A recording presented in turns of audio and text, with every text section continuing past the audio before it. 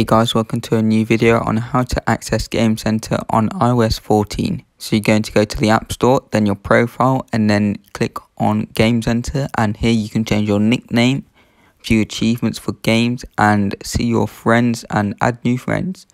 So as you can see, I have scrolled down to the bottom, gone to achievements, and then gone to the game. And then as you can see, here is the ones that I've unlocked and ones that are locked as well, and it tells me when I've unlocked those achievements, and the ones that I haven't unlocked have got a lock arrow on them. So as you can see,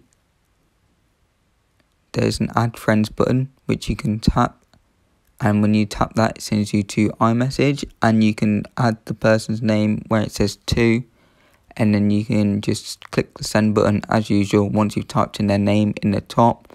So it has to be on an iOS device, obviously, or iPad OS as well, so iPhone and iPad devices, and the iPod Touch. And when you have that, you can send it. Make sure you hit that subscribe button for more good content coming soon.